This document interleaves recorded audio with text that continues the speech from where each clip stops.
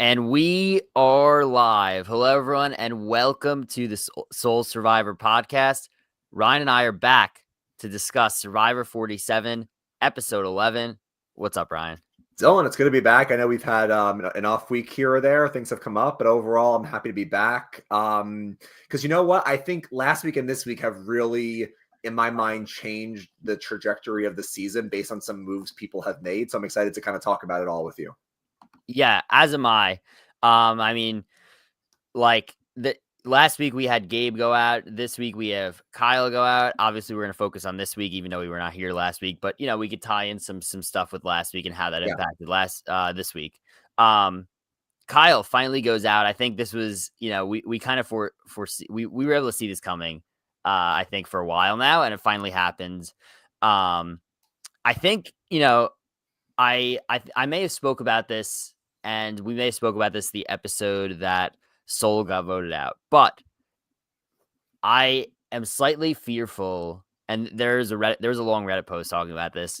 I'm slightly fearful that Genevieve's vote out of Soul caused the rest of the game to kind of just go into pagonging or like easy vote out type mode for like potentially the rest of the game. So hoping that doesn't happen. Obviously, I think after the Gabe episode, I basically said to everybody I spoke about the episode with, I said, it's hard for me to envision a scenario where Genevieve and Kyle do not go out not necessarily in that order, but them two within the next two episodes. And we had the first half of that happen with Kyle here.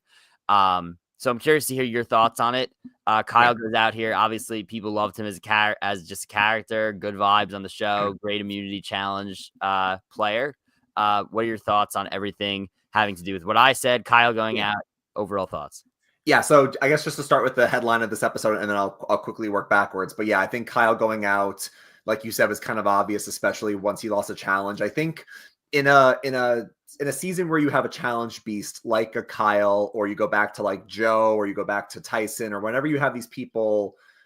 I mean, you can even look back at the new era and say, when Tori won the first two challenges, when somebody wins the first few challenges like in consecutive order, it really just elevates the targets. Like with the minute they become available, they get targeted. And I think this group, and maybe they're thinking of how the jury will perceive them, or maybe they're even thinking, Dylan, like outside the game, how are friends and family going to look at me? Where it's like Kyle wins 3 in a row. You have your shot to take him out. You don't take the shot. You instead choose to vote out Saul that night.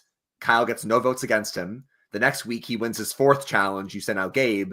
He's available again. And again, if I'm, the teenies of the world, Sue's, all these people, they're thinking to themselves, like, we had a shot. We didn't take it.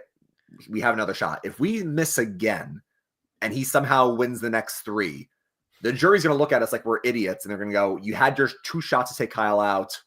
You let him walk to the end. He's a family guy. He's a really nice guy. He's going to win. So even though we can get into this in a second about like, was it maybe Andy and Rachel right to take out Genevieve?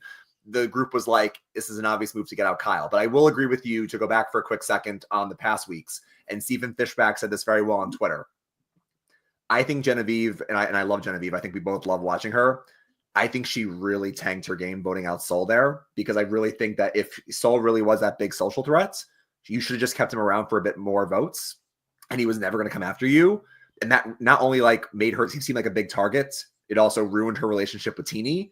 And then to agree with you, and we can get into it. And last week when we were not recording, they really, and by they I mean Genevieve and Kyle, they really, to use Steven's words, screw the pooch when they voted out Gabe. Because all they had to do was get the 2 goose together and Genevieve, make a new 5. So now Gabe, Genevieve, Kyle, Sue, and Caroline, and they could have picked off the Andys, the Rachels, the Sams. And now Kyle got voted out and Genevieve's in a very bad spot. So yeah, maybe Sue and Caroline have a new alliance, but I think these last 2 weeks have been obviously bad for Kyle and horrible for Genevieve to lose both Saul and Gabe. Yeah, I obviously, look, this was a debate when it happened. Was Genevieve voting out Soul a good move? In hindsight, I mean, it's not even a debate. It was a bad move for her. And it's so weird to see, like, I mean, she literally, the entire episode, she's talking about how she's a sitting duck. It's over, all this stuff. There's nothing she could do. She looked like Jeff even mentioned that she looks like she was way lower energy at Tribal Council. And to be honest with you, unless she finds an idol next episode, I don't think that there's anything she could do besides winning immunity to save herself. And look, I think we could have the whole debate also, right?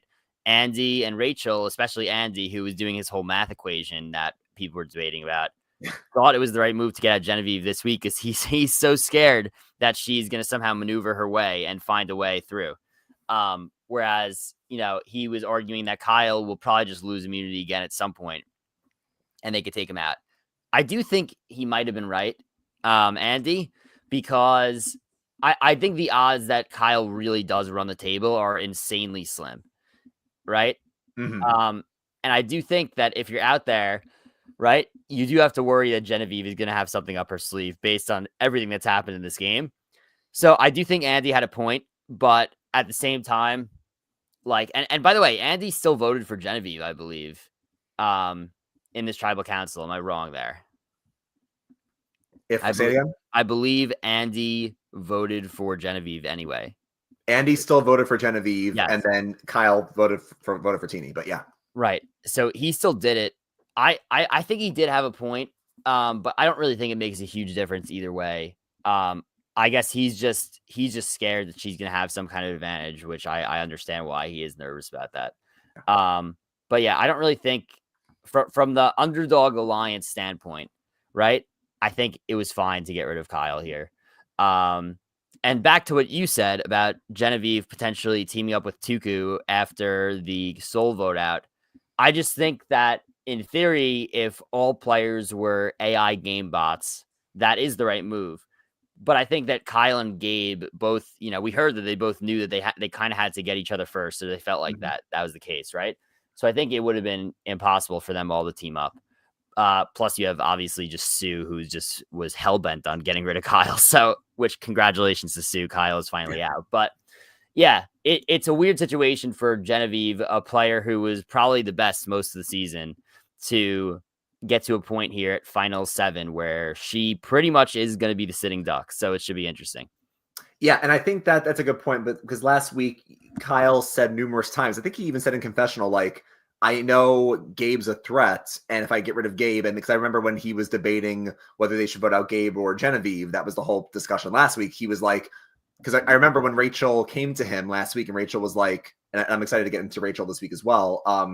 When she goes to him and says, hey, I know Gabe's the plan, but would you be open to Genevieve? And he's like, I would, because if I get rid of Gabe, I'm the next biggest threat. And I think Kyle, and we've said this even in the offseason, we both like Kyle in the preseason. I know you took Kyle in the draft, but like, he was a very old school player, felt very a very loyal, a very honest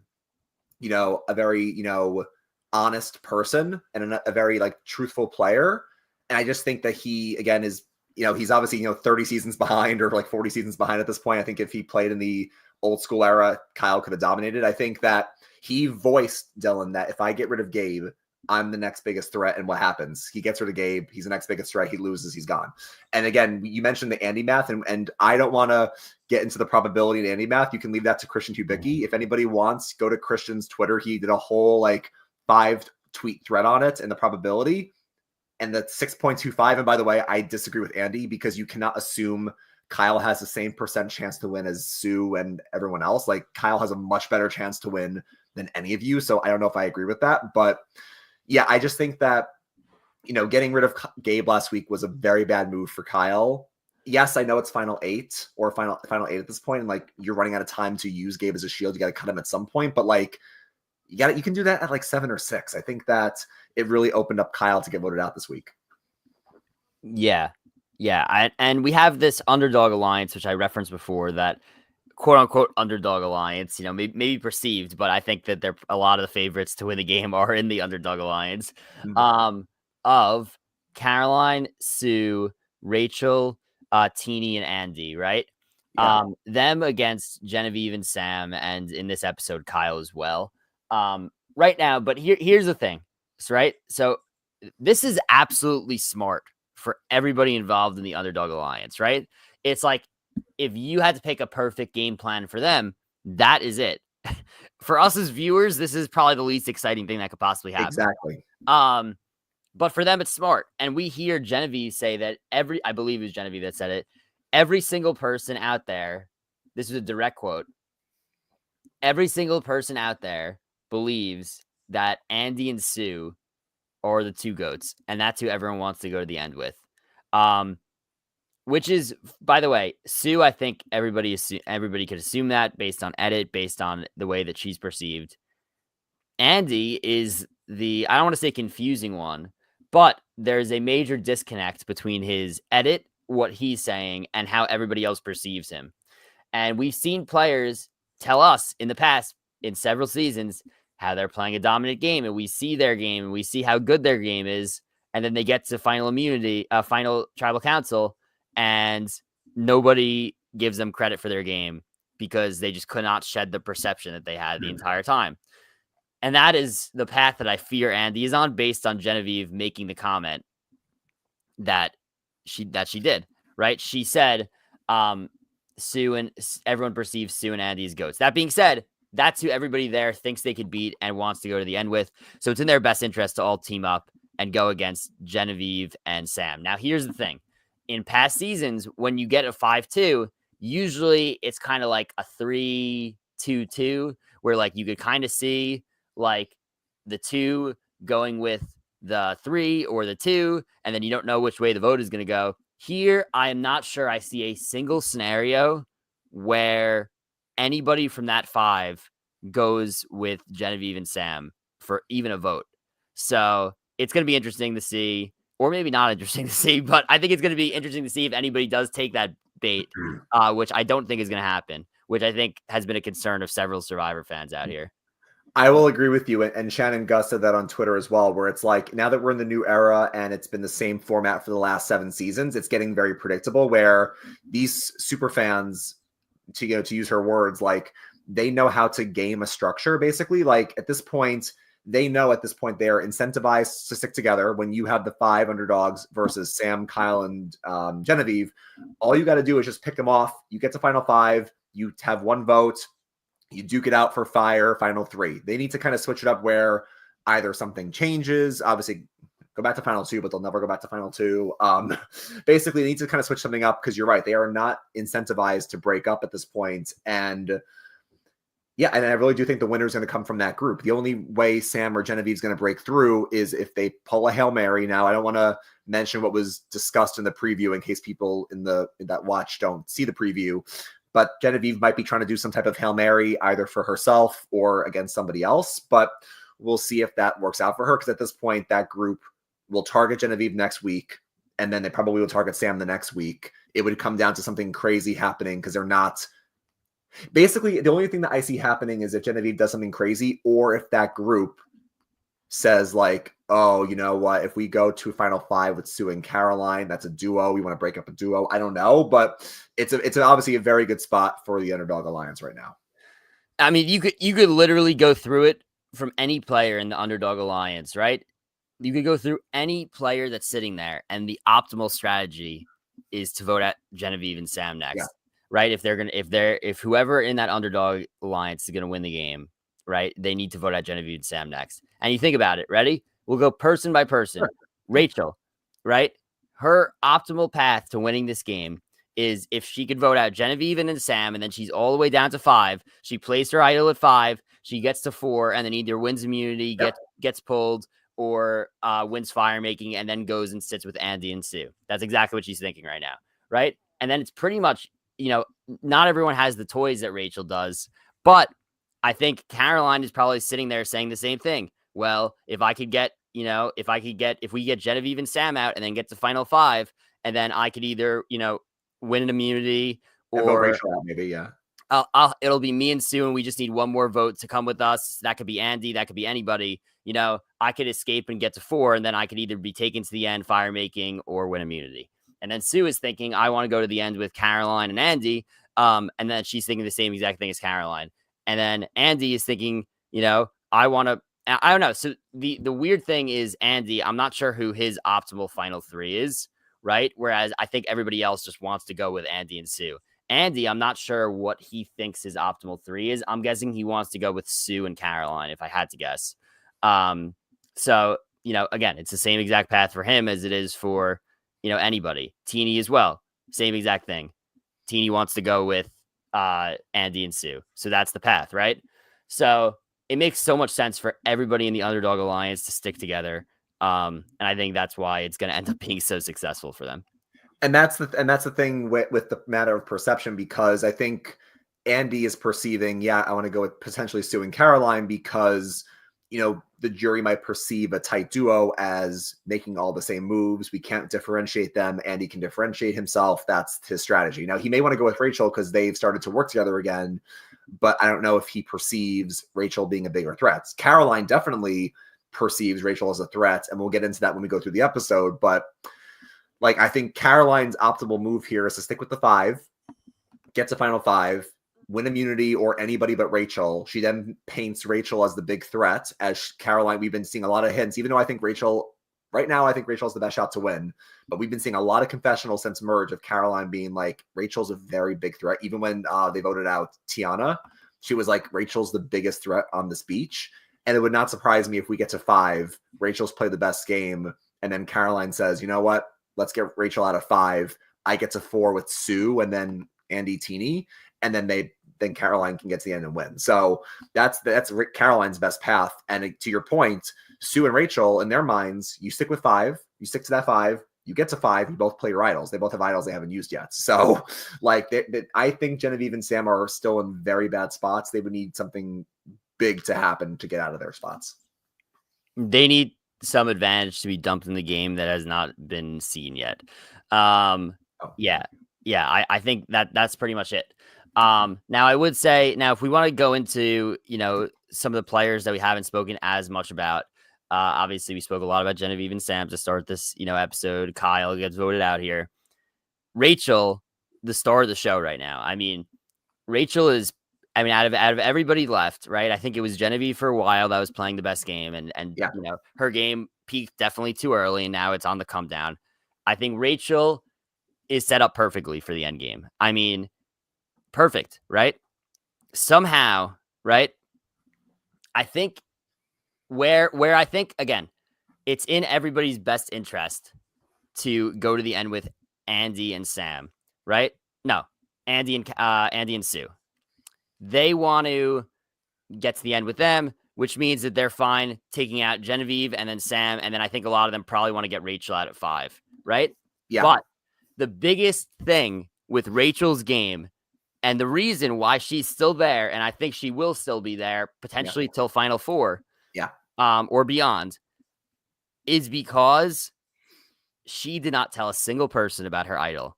And I want this to be a lesson for everybody in the last, X amount of new era seasons, 7 new era seasons, who has found an idol and immediately told everybody about it, right? Yep.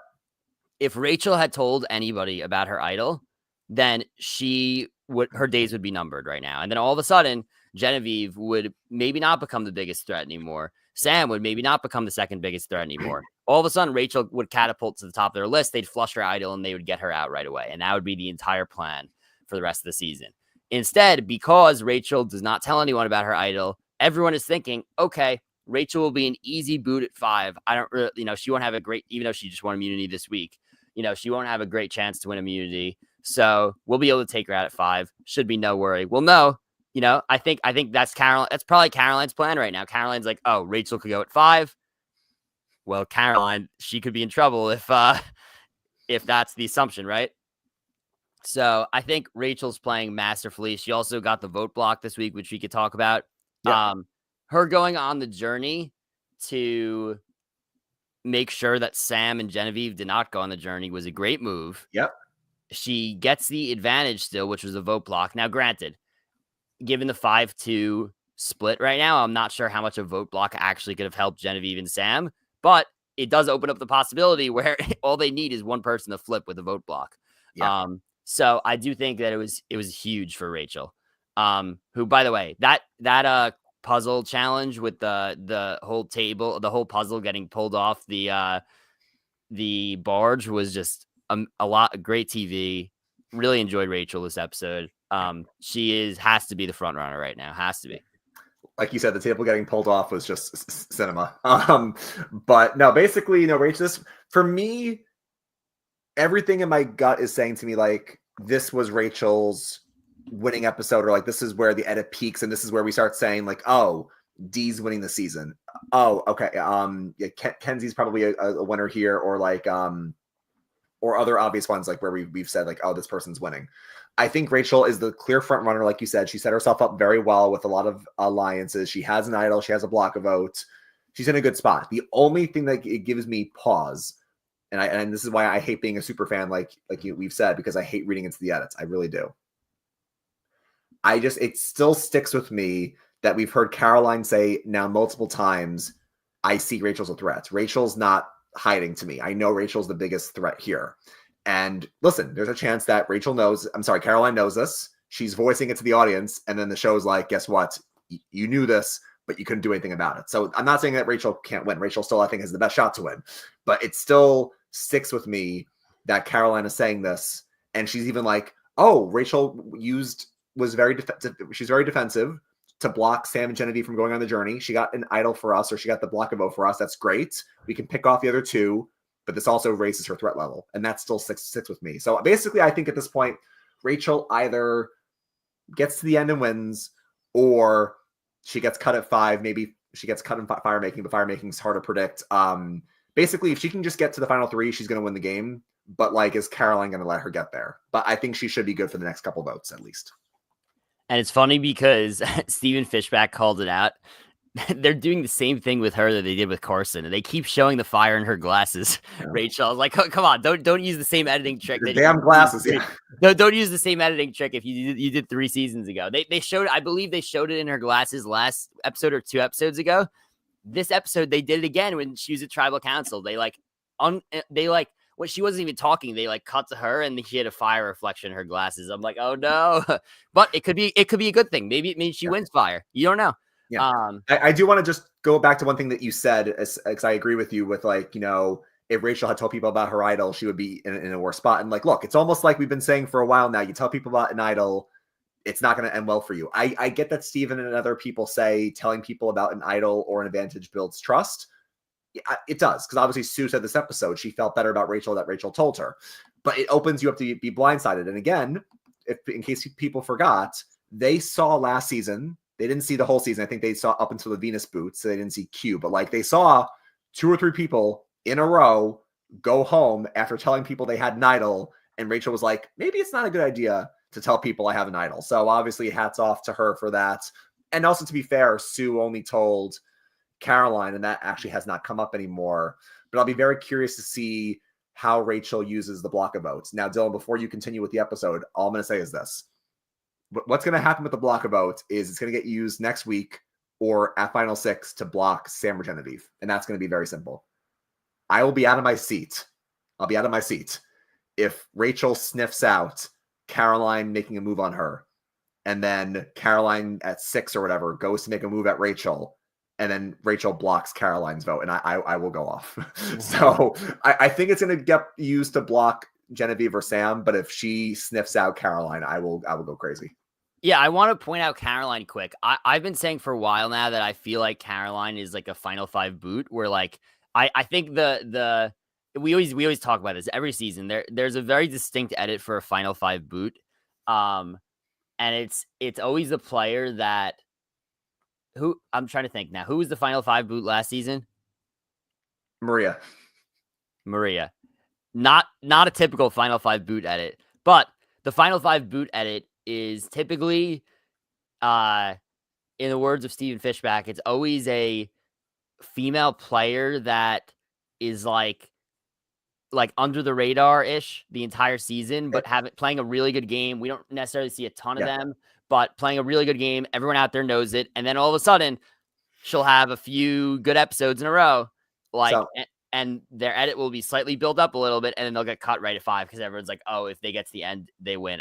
It kind of reminds me of like Lindsay in 42. Like, yeah. I think she had like a pretty under the radar, quiet game. And then, with like a few episodes left, all of a sudden she started to pick it up, and everyone's like, wait, because she actually win the game? And Caroline had like a really good episode here. Yeah.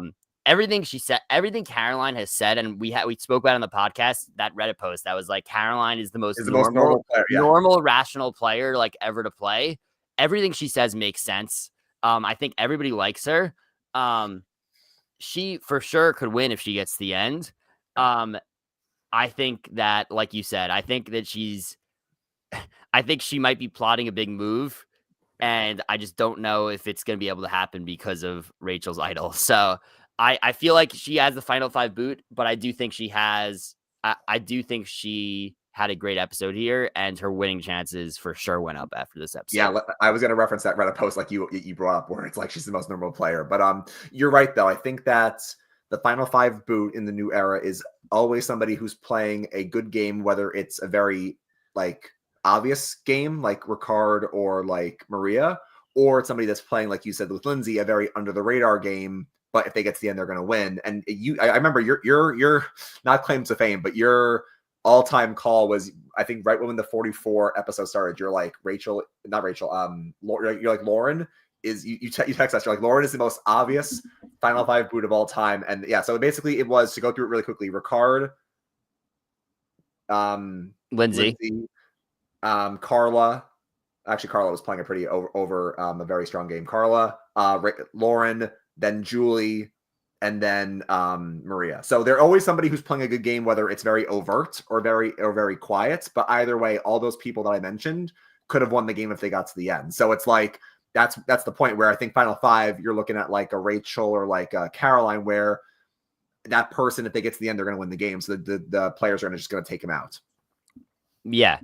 Yeah, I hope. I've been rooting for Caroline for a while because she's like somebody that I want to see more of. Like I feel like we, out of everybody there, we've probably seen her like the least. Well, we've seen Sue the least, but out of everybody that actually has like a winner chance, that I do want to see Caroline more. She could have maybe she continues the momentum. We'll have to see. Yeah, I mean, Sue, I feel bad because Sue, and I mean, you could tie this back to Bruce and Katura or other people, but like Sue's storyline ever since the TK vote has been like, Kyle's got to go. Other than her finding the idol, like that's been her whole storyline. And now that Kyle's gone, I worry that like her story arc has kind of concluded. And I'm not saying that she'll be dragged to the end, but I don't know who's voting out Sue here. And I think that she's just not going to get a lot of credit. But also, to tie back to what you said earlier with Andy, because me and your brother were talking about this, like in terms of Caroline saying, I think, or no, Genevieve was saying, I perceive Andy and Sue, like everybody else, are the 2 people who can't win the game because they're not playing a great game. And we were saying that kind of makes us think of Xander back in 41, where it's like, the audience is seeing what Andy's doing. The audience saw what Xander was doing, but the players in the game were like, we perceive you as not a threat and not doing anything. And unless Andy makes something crazy happen at the end, that perception might be kind of locked in. The one good thing is that he, actually, no, I was going to say he has friends. It's the opposite. He actually has no friends in the jury, because I don't think Sierra likes Andy. I don't know what Gabe's relationship with Andy is, and Andy voted out Saul. So, I mean, the person that has the best friends on the jury is Teeny. Teeny has probably the best jury chances right now. Yeah, I think Teeny is playing a very similar game to Kenzie last season. I almost think and it's weird because they didn't even see the 46 conclude before they filmed. The parallels are kind of crazy. Like we got a lot of like emotional moments with Kenzie last season, and a lot of like friendship bonding type moments. She was not necessarily on the right side of every vote, but she played a great social game.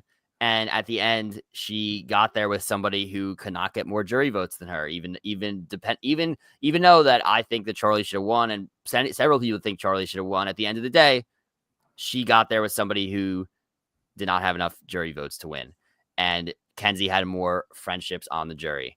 I do think that Teeny is playing a similar game in the fact that, Teeny, not necessarily on the right side of every vote, has been burned several times, but we've seen Teeny make relationships with pretty much everybody out there. Nobody has said a bad word about Teeny. And, I think that, that's somebody who has played a super under the radar game, and is not being talked about. But if they get to the end with Sue and Andy, then gonna be tough for Teeny to lose that one. And yeah, and it's tough because not every winner, and I sometimes forget this, and again, this is my fault for reading the edits. I'm always like, who is playing the best game? Who is on the right side of every vote? Who is not getting blindsided? And it's like, well, no, not every winner is perfect. Not every winner is going to be D or be a player that is like always on the right side of every vote, never gets left out like that. Like last season, Kenzie loses Tiffany. She wants to go after Tiffany last season. She takes her foot off the gas, doesn't do it. The next week, Maria takes out Tiffany. Kenzie's like, crap, I really just got exposed. And then she finds a way to win. I even remember a few seasons ago with Jam Jam, like Jam Jam got blindsided in the pre-merge, which obviously doesn't matter as much as the merge, but like, winners can still kind of like get tripped up and they can find a way to bounce back. Like obviously, like a player like Teeny, to go back to that, like Teeny lost Saul. Teeny was left out of a couple votes, was forced to kind of get rid of Sierra, lost Saul. Again, you can easily bounce back if you have friends in the jury. And in a way, I hate to say this, like with the new era where social players are, getting rewarded and the game is evolving and it's not going to always be the like the biggest strategic player.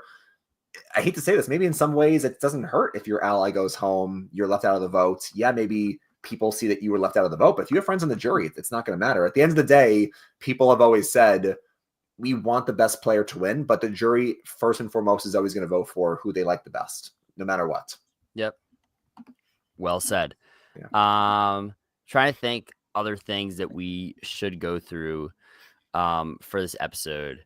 How about the immunity challenge? I love that challenge because anytime where I don't know who the winner is going to be and anything can happen, I love that. The lead changes constantly. You think it's going to be Kyle, then Teeny, and then it becomes Rachel. I love that block stacking challenge. I loved it. And I loved it. It's so funny because I was literally talking through like, all right, what would I do? What's the optimal move in this type of challenge? I think like a lot of them were going really, really slow. And they're like, all right, if I could go super slow and go slower than everybody else, it won't matter because I'll be the most careful. Everybody will drop and then I'll get there. That is for sure the wrong move in this, in this situation, because you're always going to drop. Right. So it's better for you just to go as fast as you could. Right. And then everyone's going to drop. Right. So it's better for you just to drop a few times and understand, like figure out the, have the balancing and stuff, then, go super slow, not take risks, not figure out the balancing. And then you're cooked when you fall because you're like, all right, everybody's way ahead in terms of figuring out the balancing. So the right strategy is to go fast and then figure it out from there. But that was a really amazing challenge win from Rachel. Did not peg her as somebody who would win that challenge. And there it was. So yeah, I agree with that. I think in a challenge like this, and we've seen this with the block stacking, we see this with like that challenge where you need to move like a bowl through a metal structure. Like anytime you're doing a dexterity challenge and it's a challenge where you're trying to complete a certain number of things, I agree with you. I think that your natural inclination is to say, I want to go slow and other people will fall. But I think to your point, everyone again has different skill sets. You have to know how fast you can go. Because I think Kyle is just naturally going to be able to go faster than most people, but you have to figure out how quick you can go. You're going to fall a couple times, like you mentioned, but that's fine. Everyone's going to drop at some point. And then once you find your speed, then you can kind of go at your speed. And then once you get to a lead, like Rachel did, all you got to do is just go very, very slow, because then the other person has to try to catch you. Just go very slow and then locking your win. So I think Teeny, because the whole time Jeff kept saying Teeny was going very slow, and then Teeny became the front runner, and then she falls. So I think you do have to go at your pace, find your speed. And then once you become like the final front runner and you're just trying to get back to the platform, then you can kind of really like slow play it. Right. Let me bring up one more interesting scenario. Yeah. We spoke a lot about like, all right, Caroline, we could see her as the final 5 boot, but I brought that up to my brother. And I said, do you see Caroline as a final 5 boot? And he said I could kind of see a Teeny as a final 5. I could see it. Which I think is interesting because it never really crossed my mind, because I guess I was thinking like Caroline, but that I think Teeny does fit the mold of a final 5 boot and is somebody that if once they do if they do get at Sam and Genevieve next, you look at everybody left and you're like, well, Teeny has friends on the jury. Teeny can win if she gets to the end. And boom. Like, I think, Teeny does fit that mold as potential Final Five as well. So I just thought that was really interesting for my brother to have that perspective and bring that up, because when I thought about it, I was like, that does make sense. Yeah. Let me ask you a question. So I agree. I think Teeny could be a Final Five boot just because she fits that mold. And I think also, like we were saying, Rachel and Caroline also both can fit the Final Five boot mold. So my question to you is this. So if we jump ahead to next week, obviously we have the Underdog Alliance, and the next two threats are Genevieve and Sam. And I think obviously Genevieve is going to be the main name because Andy and Rachel wanted Genevieve. Obviously, Teeny and Sue and Caroline wanted Kyle.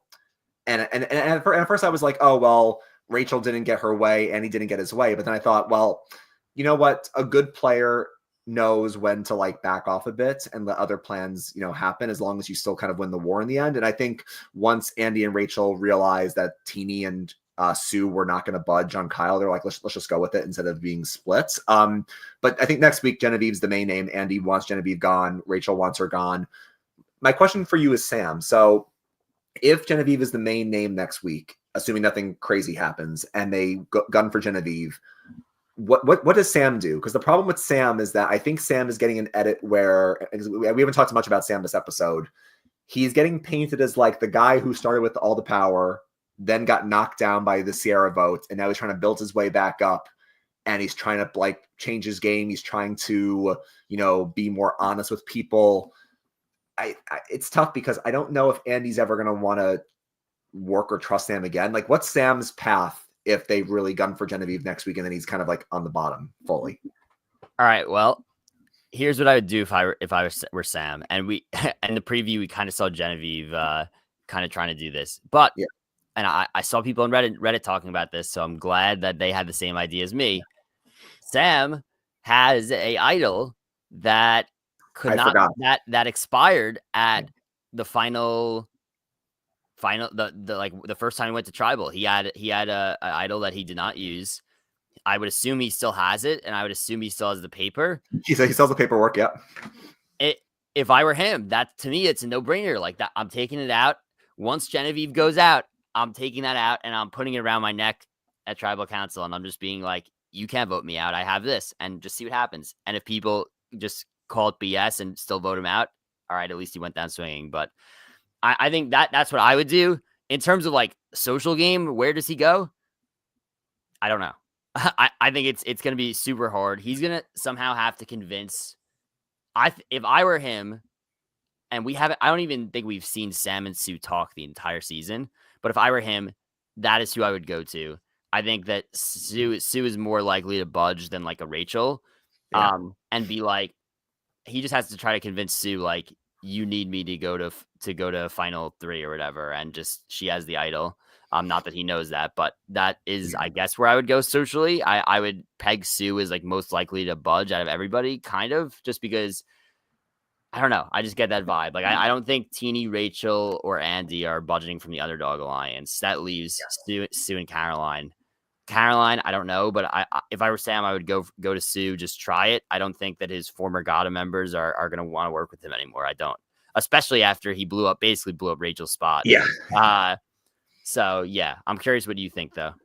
Yeah. So I forgot completely, just because it has not been part of the show, that Sam had his idol. I knew Sue and Rachel had idols, and Rachel has the block a vote, but I completely forgot he had his shot clock one that expired once they got to the merge. Now you're right, he has the paperwork. Problem is, the paperwork probably says this is only good until blank. Now I don't know, not to get into like production and whatnot, I don't know if is he allowed to like tear the rules? Is he allowed to only show like the first part of it and say this is an idol? Like, does he have to show the part that says it expires? Can he rip it? I don't know. But like, he can use the idol to his advantage that is dead. He can try to use the paperwork. I mean, the preview shows Genevieve trying to do something with an idol. We don't know like what that is. Not saying she gets one. She might be making one, but you're right. Sam has to do something to kind of protect himself. And because again, they always say in Survivor, you just need one day, especially in a short game like this. All you need to do is make it to the next day, and then anything can change, anything can happen. So if Sam can just use his idol, now I'm not sure if he's just going to use it for himself and try to be like, I'm safe, you can't get rid of me, get rid of Genevieve, or if he's going to try to be like, look, guys, You're all in an alliance, kind of like with what Mike Holloway did with Shireen, where he bluffed the idol for Shireen, used it on himself, and then he got that alliance to kind of like fracture a bit. Maybe what Sam could do is be like, I have this idol, I'm safe. Genevieve and I know we're on the outs. I'm going to use it for her or myself. Maybe then you get like Caroline being like, ooh, this is where I can try to like split something up. But that's probably, to your point, what Sam has to do. Sam has to go to Sue, or Sam has to go to somebody and be like, look, I have this idol. You need me in the game. I'm a threat. And then try to break his way in that way. Because again, like we said earlier in the podcast, if the game continues as it is, the five have no reason to split from each other. Yeah. Also, not this is obvious, but I didn't mention it. Kyle's out. Like, it's your time, Sam. Like, it's your time in the challenges. Like, go for it. I don't think has he won one yet? I don't think he has. Sam, has he won? No, he hasn't won one. He's been close in a couple of them, but he hasn't won one yet. No. Yeah. So I mean, once you're at final 6, it's like it's not unfathomable to go on an immunity run for the next 3, but it is unlikely. So that is his way to get to the next day. So we'll see. Yeah. And look, you never know in Survivor, especially when it comes to some of these challenges. Like again, they can always throw some motion back into it, Dylan. All the time we see people that never win a challenge and then they win one at the last second. Like, Jeremy wins famously in Cambodia. I think Romeo won in like 42 at the end randomly. Like, basically the point is that Andy, because obviously the people that I'm looking at to win challenges now is obviously Rachel just won a challenge. Sam is a good contender to win a challenge. Maybe Caroline could win one. Even Sue won that one where they were holding the bucket. Like, anybody can win. Obviously, Andy has not been close in anything yet, but Andy could win the Final Four challenge. Like, who knows? So in these games, especially when they get like very carnival games, like anybody can win them. Yeah, for sure. Anything else we want to go over before we head out for the week? I think we covered most of it. I mean, obviously we covered the immunity challenge, the journey, which again, I hate that people can lose a vote, but it ended up not mattering.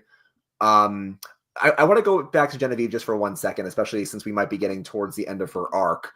I thought Genevieve has to give her flowers for a second, because I know that like she made some mistakes with the Soul vote and with the Gabe vote last week as well. It's been very fun to see her play. I think we both really like Genevieve. I mean, you even have players in the game like Caroline like quoting her, and Jeff's like, "Oh, where'd you hear that quote from?" She's like, "Oh, from Genevieve like last week." And he's like, "Genevieve, like you're very, like you said, you have very low energy right now, but like you're making an impact because people are quoting you in your own season." Like when Caroline's like, "Good players see through the noise to see the news." I think Genevieve is a very fun player. I would love to see her get another shot if the season doesn't work out. But I want to just get your thoughts on her just this season, because the biggest thing that we saw early in the episode where she was like, I wanted to come in and I wanted to play a social game. I wanted to connect with people. Then she blindsides Keyshawn. She has that whole confessional where she's like, that really hurt me. And now I have to play very cold. I have to play very like anybody but me, no alliances, no relationships, which, could hurt her in the jury when you're trying to connect with the jury. But like, I mean, it's been very interesting to see Genevieve's arc where she wanted to play social, then was like, I can't make real bonds with people because I don't want to hurt them. So it's been very fun, interesting to see Genevieve's like story. Yeah, Genevieve is one of probably my favorite players of the new era, I would say. Like, I would love to see her back. I think, I'm fully rooting for her next week to figure it out and to somehow get to the final 6, and then who knows what happens, right? Somehow get to the final 5, who knows what happens, right? But yeah, we never really, I don't know if we've never seen anything like it, but it does feel very unique the way that she's like approached the game. Whereas like mentally she can't connect with, she like literally is not letting herself connect too deep personally with like anybody, because it hurts her too much, which I think is super interesting, right? I think it's almost like it's weird because it's like she's had to do that to get to the point that she has, and yet I think it's also hurt her in a sense, right? Where like people are not like crushed to get rid of her at this point, right? So it is like a double-edged sword, and it is pretty interesting. It's almost like two sides of the same coin, where you have people like Russell and actually Gabe, because Gabe obviously mentioned Russell a lot in his pregame press, where they're like, I'm coming into this game to play a game. I don't care about relationships. I'll do whatever it takes. I'm not here to make friends. Like that's like the classic villain like trope that you hear. And then you have Genevieve, who on the other side of the coin is like, no, I want to make friends. I want to make alliances and build relationships, but it's hurting me and it's hurting them to cut them. So now I have to play like anybody but me. I have to play like you're all dead to me. I'm not here to make friends because it's hurting me. So it's so interesting how people come into the game wanting to play that way. And then Genevieve wants to play the other way and then feels forced to have to go that direction because of how it's impacting her game. I think it's very interesting. Yep. Yeah, I've loved it.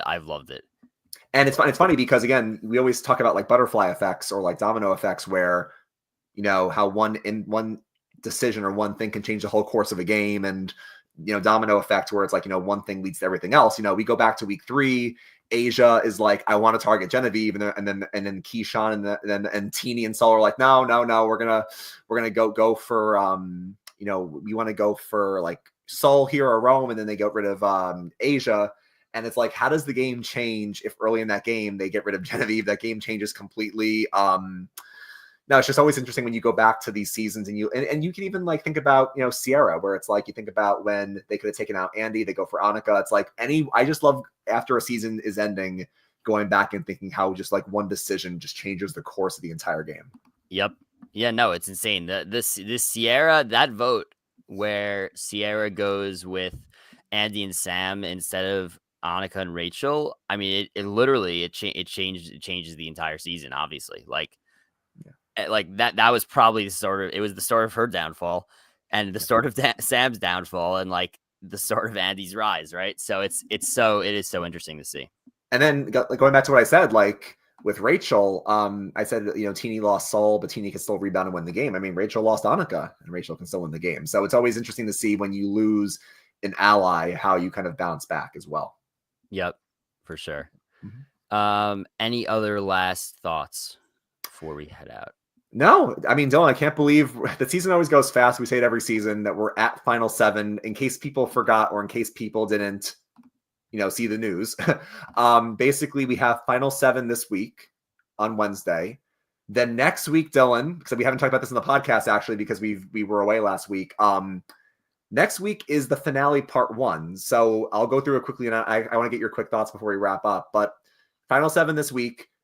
Finale part 1, according to the press release, is going to be December 11th. And then finale part 2 is going to be December 18th. Now, we don't know if that means they're going to do 6 and 5 in part 1 and then final 4 and 3 in part 2.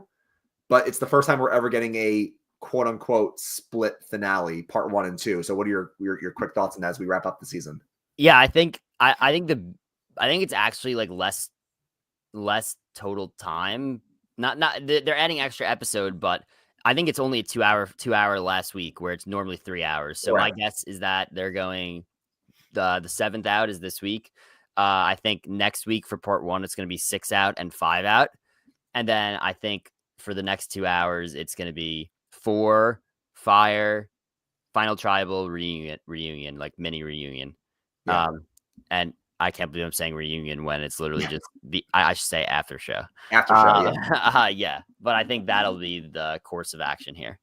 That's going to be very interesting for us because I feel like for years we've had the final 5 go into the finale, maybe even like final 6 go into the finale. I can't remember the last time if you're correct. And December 18th, part 2 finale is going to be final 5, final 4, and final 3, and then like the vote reveal because it's like you said, it's only 2 hours each of those weeks. The last time I can remember we had a final 4, and I'm sure somebody can think of a more recent example, was I remember in Karamoan, we had a final 5 go into the finale, but then Eric Reichenbach gets medevac like 1 minute into the episode, and then we have like basically the whole finale is the final 4, and then Cochran wins. That's the last time I can remember having like a final 4 be in the finale. So I'll be interested to see like how they do these next few weeks. Yeah, it'll be after that for part 1 of the finale, it'll be interesting. It'll be an interesting podcast because there won't be much to analyze going into the final 4 other than like, oh, do we think this person is going to fire? Exactly. Yeah. Yeah. So should be interesting. But yeah, I'm looking forward to it. Turns out. All right. We will be back next week, next Sunday. Thank you everybody for listening, and can't wait for the rest of the season. Yep, we're almost there. Grab your torches and head back to camp. Good night.